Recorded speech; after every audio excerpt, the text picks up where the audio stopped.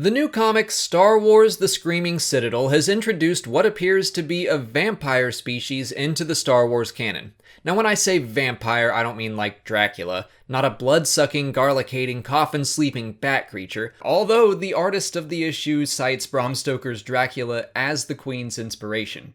What I think we're seeing is a creature that feeds off the life force of another in some way that is potentially very old, if not immortal. And this isn't a new idea to Star Wars. Legends had a few examples of creatures like this, so today I'm going to talk about those beings, and then speculate on what we might see in the rest of the Screaming Citadel storyline. First up from Star Wars Legends is the Jedi Knight Tel Angor. His story was told in a role-playing game, and he was a volunteer for a Jedi experiment that the Order believed was a new method of opening oneself fully to the power of the Force. Angor was meant to become a living symbol of the light side of the Force, but the experiment backfired. Instead of drawing on the Force to enhance his abilities, he was corrupted by the dark side into a creature that fed on the Force in order to survive. From that point forward, he was known as the Force Vampire. He was required to physically touch a being in order to draw their Force energies out. The stronger a being was in the Force, the more he could feed off that one individual. In addition to the life force of a victim, he would also retain all their strength, knowledge, and skills. He appeared to be immortal. Similar to the Force Vampire were creatures known as energy vampires. They actually did have to bite their victims in order to feed, and presumably suck their blood. Drained beings then turned into zombies. The energy vampires appeared in a series of children's books set around the Clone Wars. The Anzadi were a near-human species that had two proboscises that came out of their cheeks, which they could use to feed on the brains of their victims. They had very long lifespans and had enhanced regenerative capabilities. They were also telepathic and could dominate the minds of others in order to more easily feed. The Anzadi were naturally at least a little Force-sensitive, but feeding on the mind of another Force-sensitive would strengthen their own abilities. This species has popped up once in the new canon, but other than its appearance, we don't know anything more about them.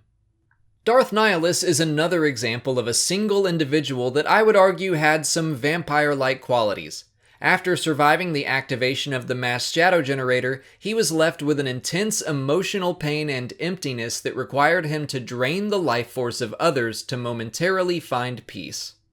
From what we've seen of the Queen of the Screaming Citadel so far, I think she and her underlings most closely resemble Tel Angor, the Force Vampire. I don't think she'll turn out to be a fallen Jedi or the result of an experiment or anything like that, but her powers just seem to be along the same lines. The Queen's subjects all appear to be wasting away. It would seem that her royal court has the ability to drain the life force of their subjects without having to touch them and then pass it along to her. She's an enigmatic character in the galaxy, only appearing once per year, exchanging unique experiences for favors.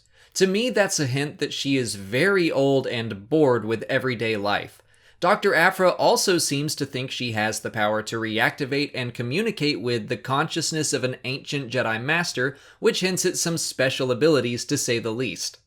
The Queen also comments about how long it's been since she tasted a Jedi, which again points towards feeding. Honestly, I think the whole vampire thing is a little wacky for Star Wars, but I also think that if this is an idea the writers insist on exploring, the comics are the best place to do so. It all just seems like a very comic book storyline for some reason. The Dr. Aphra series has already taken a very obscure legend story and updated it. It's possible we could be seeing a canon update of an old legend story here as well. But I think it's more likely we're seeing a new alien species that all have this special power over the Force, or at least the life force of others. But what do you guys think? Are we seeing a new vampire-like species in the comics? Let me know what you think in the comments below. If you haven't already, please like this video, subscribe to the channel, follow me on Twitter, Instagram, and Facebook, and consider checking out my Patreon page. As always, thanks for watching, and may the Force be with you.